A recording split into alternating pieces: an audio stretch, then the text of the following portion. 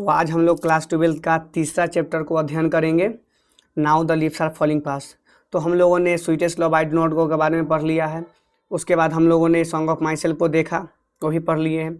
और अब हम लोग बात करेंगे पोइट्री सेक्शन का चैप्टर नंबर 3, जो कि है now the leaves are falling fast. जैसे कि आपको पता है कि मेरा नाम राहुल कुमार है और हम आपको क्लास 12 का इंग्लिश पढ़ाते हैं। और इसका हिंदी क्या होता है now the leaves are falling fast का, कि अब पत्ते तेजी से गिर रहे हैं। चलिए इनके कवि कौन है, इनके बारे में परिचय जानते हैं। तो इनके कवि now the leaves are falling fast के कवि कौन है? W.H. ऑडेन। W.H. ऑडेन के कवि हैं। कैसा पोएम है ये? The lyrical poem. एग्जाम में इस बार 6 मंथ हाफ ईयरली जो टेस्ट एग्जाम होता है उसमें पूछा है कि now the leaves are falling fast कैसा पोएम है? तो लिरिकल पोएम है। इस बात का ध्यान रखिएगा, फाइनल में भी आ सकता है। और W.H. ऑडेन का जन्म कब हुआ था? 21 फरवरी 1907 को यूनाइटेड किंगडम में हुआ था। और इनका मृत्यु कब हुआ था? तो 29 सितंबर, यहाँ पे डी होगा, 29 सितंबर 1973 को वियना ऑस्ट्रिया में हुआ था। इनका पूरा नाम क्या है? विंस्टन ह्यूज ऑडेन इनका पूरा नाम है। नेशनलिटी कहाँ का था? तो ये ब्रिटिश में इनका जन्म हुआ था और आगे चल के ये जाके अमेरिका में बस गए थे। यानी कि कवि के जीवन का 2 फेज रहा है। पहला फेज रहा है इंग्लैंड में और दूसरा फेज रहा है अमेरिका में। एग्जाम में ये भी हाफ ईयरली एग्जाम में पूछ चुका है कि बताइए कवि का पहला फेज यदि इंग्लैंड में था तो दूसरा कहाँ पे था? तो दूसरा ये अमेरिका में रहा है। ये कैसा पोएम है? तो the age of anxiety, the orators, the dance of death, look stranger, इनका कुछ ये पोएम्स है। ही लेफ्ट इंग्लैंड इन 1939, मतलब कि इनका जन्म इंग्लैंड में हुआ था लेकिन उन्होंने इंग्लैंड को 1939 में छोड़ दिया था। ही शिफ्टेड टू अमेरिका और आगे जाके अमेरिका में बस गए थे। उसके बाद ही won the Pulitzer prize in 1948 for the age of anxiety, मतलब द एज ऑफ एंग्जाइटी के लिए इनको पुलित्जर प्राइज दिया गया था। कब दिया गया था? 1948 में। अब द एज ऑफ एंग्जाइटी क्या होता है? मतलब द एज ऑफ एंग्जाइटी का मतलब होता है एक उम्र के बाद जो व्यक्ति को चिंता होने लगता है ना, उसी के बारे में ये पोएम लिखे थे। मतलब ना होता है कि कोई बच्चा है तो उसका एक अलग चिंता होता है, कोई सियान हो जाता है तो मतलब कि पढ़ने का एग्ज़ाम का टेंशन अलग चिंता हो जाता है। कोई अगर माता पिता वाले हैं तो उनको घर का चिंता होता है, बूढ़ा व्यक्ति है तो सबका एक अलग, एक उम्र के बाद हर एक व्यक्ति को चिंता सताने लगती है। उसी पे इन्होंने एक पोएम लिखा था और इस पोएम के लिए इनको पुलित्जर प्राइज़ दिया गया था 1948 में। उसके बाद he was a versatile and dramatic critic, translator and editor. He work is divided into 2 phase, British and America. जैसा कि आपको बताया कि ये क्या थे? वर्सेटाइल पोएट थे, ड्रामेस्ट थे, ट्रांसलेटर भी थे, एडिटर भी थे। और इनका जो जीवन का जो फेज रहा है वो 2 फेज में रहा है। पहला फेज रहा है ब्रिटिश में और दूसरा फेज रहा है अमेरिका में। तो चलिए अब हम लोग इनके पोएम को अध्ययन करेंगे। Now the leaves are falling fast, इसका हिंदी क्या होता है?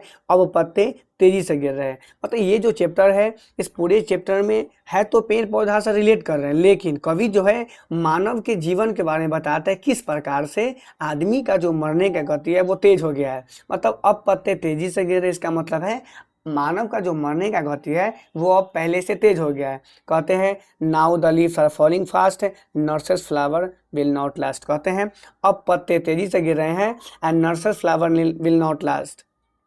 मतलब होता है ना कि बड़े बड़े फूल बड़े बड़े फूल के जो छोटे छोटे पौधे होते हैं, बड़े बड़े फूल के बगल में जो पास में छोटे छोटे पौधे होते हैं वो भी खत्म होने के कगार पर है। मतलब कहने का मतलब है जैसे हम लोग के जैसे पूर्वज है वो मतलब कि मरते आ रहे हैं, एक परंपरा चलते आ रही है। जैसे पहले हमारे दादाजी मरे, फिर पिताजी का बारी आएगा, फिर मेरा बारी आएगा, फिर मेरा बेटा का बारी, मतलब एक परंपरा चलते आ रही है। और कहते हैं nurses to grave are gone, और ये जो नर्सेस भी हैं एक दिन कहाँ पे चला जाएगा? ग्रेव में चला जाएगा, मतलब कब्र में चला, मतलब हम लोग भी जो है एक दिन कब्र में चले जाएंगे। और कहते हैं and the prams go rolling on. Prams क्या होता है? तो प्रैम्स होता है बच्चे का जो चलाने वाला चरपहिया गाड़ी होता है ना, उसी को बोलते हैं। और कहते हैं ये जो परंपरा है ये चलते आ रही है, मतलब पूर्वजों का जो मरना है और आदमी का जो मरना है ये परंपरा चलते आ रही है। ऐसा नहीं कोई व्यक्ति कहेगा कि हम नहीं मरेंगे, ऐसा हो ही नहीं सकता है। मतलब पहले परदादा मरे, दादाजी मरे, पिताजी का बारी आएगा, फिर मेरा बारी आएगा, फिर मेरा बेटा का बारी आएगा, फिर मेरा पोता का बारी, ऐसे ये परंपरा चलते आ रही है। और कवि सेकेंड स्टेंजा में कहते हैं विस्परिंग नेवर्स लेफ्ट एंड राइट। कहते हैं विस्परिंग का मतलब होता है, विस्परिंग नेवर का मतलब यमदूत है। कहते हैं कवि कि यमदूत जो होता है आदमी के लेफ्ट एंड राइट मंडराते रहता है कि कब आदमी को आए और मार के लेके चले जाए। और कहते हैं pluck us from the real delight. नहीं होता है कि कोई फूल के पेड़ पर से अगर फूल को प्लक कर लिया जाए तो उसका फूल को बहुत तकलीफ होगा। उसी प्रकार से आदमी जब मरेगा तो उसका रियल डिलाइट मतलब होता है असली खुशियाँ, यानी जब कोई व्यक्ति मरेगा तो उसके जीवन का जो असली खुशी होता है वो चला जाता है। और कहते हैं an active hands must freeze, और आदमी जब मर जाता है उसका जो जवान में क्या होता है, उसका हैंड क्या होता है, एक्टिव होता है, जीवित रहता है तो, लेकिन मरने के बाद क्या होता है, तो उस आदमी का हैंड फ्रीज हो जाता है, मतलब जकड़ जाता है। एंड लोनली द सेपरेट नीज, और आदमी जब मर जाता है तो उसके हाथ को घुटने पर रख दिया जाता है। जैसा कि आप लोगों को पता होगा कि हमारे समाज में जब भी कोई व्यक्ति मरता है तो उसके हाथ को जल्दी से घुटना पर रख दिया जाता है, क्योंकि लाश जो होता है, जो डेड बॉडी जो होता है वो हिलता डोलता नहीं है, तो जिस प्रकार से स्टार्टिंग में रखा जाएगा उसी प्रकार से वो जकड़ने लगता है, फ्रीज हो जाता है, मतलब टाइट हो जाता है। उसके बाद dates in 100 at back follow the wooden track, मतलब कि किसी व्यक्ति को ऐसा लगता है कि हम नहीं मरेंगे, तो ऐसा नहीं है, आपसे पहले सैकड़ों का मृत्यु हो चुका है। और कहते हैं फॉलो द वुडन ट्रैक, और सबको एक वुडन ट्रैक में, मतलब एक ताबूत में ले जाया जाता है। जैसे कि सनातन धर्म में हिंदू है तो आपको एक रंथी पे ले जाया जाता है, या मुस्लिम है तो इसका एक वुडन बॉक्स आता है, ताबूत आता है, उसमें ही जाते हैं। और आगे कहते हैं arm raised stiffly to reprove in false attitude of love, और कहते हैं कि ना होता है कि जब कोई व्यक्ति मर जाता है और मरने के बाद किसी आपस में झगड़ा उगड़ा भी रहता है, फिर भी लोग आपके आपस में झगड़ा रहेगा, फिर भी आदमी कोई मर जाता है ना तो आपके पास आएगा और वो रेज करेगा, मतलब आपके कंधे को हाथ देगा, वो दर्शाएगा कि हम आपसे बहुत बेइंतहा मोहब्बत करते थे। लेकिन ऐसा नहीं है, वो क्या होता है, तो फॉल्स एटीट्यूड ऑफ लव होता है, वो दिखावे का प्यार होता है, वो सच्चा का प्यार नहीं होता है, वो केवल दिखावे का होता है कि हाँ मेरे लिए भी बहुत दुखी की बात है कि वो व्यक्ति मर गए। पहले स्टार्टिंग में वो झगड़ा करेगा, और शुरुआत में अगर जब वो जिंदा रहेगा तो वो झगड़ा करेगा, लेकिन जब मर जाएगा तो दिखावे के लिए आपके आपस में आएगा, पास में आएगा कि हाँ किस प्रकार से हम इनको बहुत मानते थे। और आगे अगले स्टेंजा में पढ़ते हैं starving through the leafless wood trolls run scolding their food, कहते हैं कि लीफलेस वुड का मतलब होता है बिना पेड़ का, बिना पत्ते का पेड़। कहने का मतलब कि जिस पेड़ पे पत्ता नहीं होता है ना, जिस पेड़ पे पत्ता नहीं होता है लोग उसको भोजन नहीं देता है। कहने का मतलब है कि जो व्यक्ति बूढ़ा हो जाता है ना, लोग उसको खाने पीने के लिए नहीं पूछता है। Trolls run scolding their food, मतलब कि खाने के लिए डांट देगा, बा ये बूढ़ा डेली खाली खाए खाए करते रहता है। मतलब कि जो व्यक्ति बूढ़ा हो जाता है ना, ना उसके पास कोई बैठना चाहता है, और हमेशा मतलब कि उसको डांटते फटकारते, स्कॉलिंग करता है, मतलब डांटते फटकारते रहता है कि कैसा ये व्यक्ति है, हमेशा बोलते रहता है, खाने के लिए करते रहता है।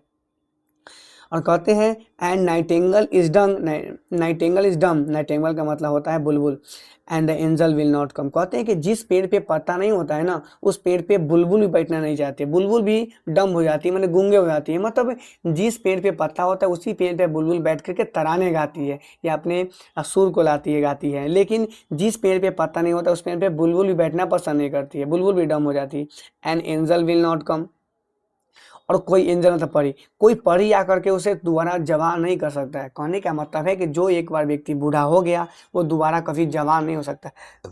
मतलब जो पेड़ एक बार सूख गया वो दोबारा से फिर कभी जवान नहीं हो सकता। और कहते हैं कोल्ड इम्पॉसिबल अहेड, और कहते हैं कि पहाड़ पे चढ़ना उस बूढ़े व्यक्ति के लिए क्या हो जाता है, बहुत ज़्यादा इम्पॉसिबल हो जाता है। मतलब कि list the mountains lovely head whose white waterfall could bless and travellers in their last distress. कहते हैं कि पहाड़ की उस चोटी को बूढ़ा व्यक्ति जो होता है केवल देख ही सकता है, केवल देखता है, लेकिन उस पर चढ़ नहीं सकता, क्योंकि जानता है और अपने जवानी के दिन को याद करता है कि जब हम जवान थे तो किस प्रकार से उस पहाड़ पे चढ़ा करते थे, जो इम्पॉसिबल था उसको पॉसिबल करते थे। लेकिन जब कोई व्यक्ति बूढ़ा जाता है तो उसके लिए आगे बढ़ना, अहेड करना, मतलब आगे बढ़ना, पहाड़ की तरफ बढ़ना मुश्किल बात है, ये मुश्किल हो जाता है। और कहते हैं हुज व्हाइट वाटरफॉल, एग्जाम में बहुत बार चुका है, वाटरफॉल कैसा, तो व्हाइट कलर का है। कुड ब्लेस, मतलब ऊपर से जो पानी गिरता है वाटरफॉल होता है, उसी को देख करके अपने travellers in their last days, अंतिम थकान को मिटाता है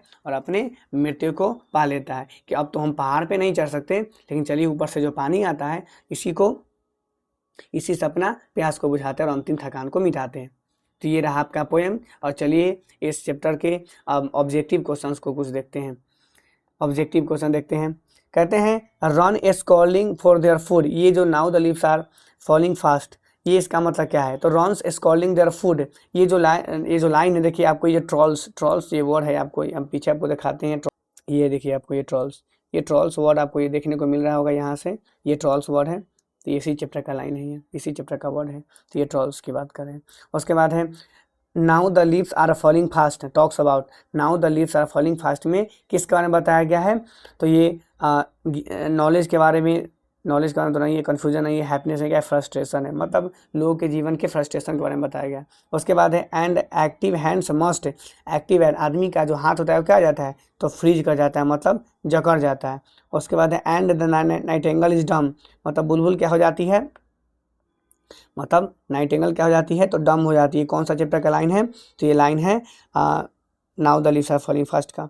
अब आगे पढ़ते हैं हुज व्हाइट वाटरफॉल, ये क्या आपको बताया था ना, ये 22 में पूछा है कि कलर कैसा है? तो व्हाइट वाटरफॉल जो है ये क्या करता है कि हमारे लास्ट डिस्ट्रेस को मिटाता है। और आगे कहते हैं फॉर ऑर्डन पोइट्री, ऑर्डन का जो पोइट्री है ये कैसा है? तो ऑर्डन का पोइट्री हमेशा इनके लिए एक सीरियस गेम रहा है, मतलब कि डब्ल्यू.एच. ऑर्डन का जो पोएम रहा है इनके लिए एक सीरियस गेम रहा है, मतलब ये हमेशा चाहते थे कि अपने पोएम के माध्यम से लोगों को कुछ जानकारी दे, कुछ बताएं। अगला है human life is no better than, human life क्या है? तो आदमी का जो जीवन है वो मृत्यु से बढ़िया नहीं हो सकता, मतलब हर एक आदमी के जीवन में मृत्यु निश्चित है।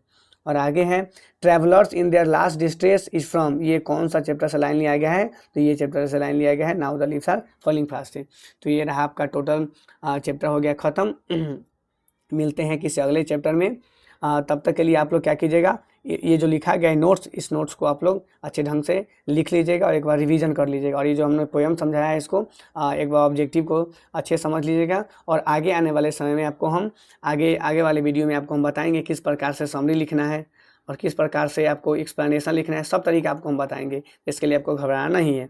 मिलते हैं अगले वीडियो में, तब तक के लिए बाय।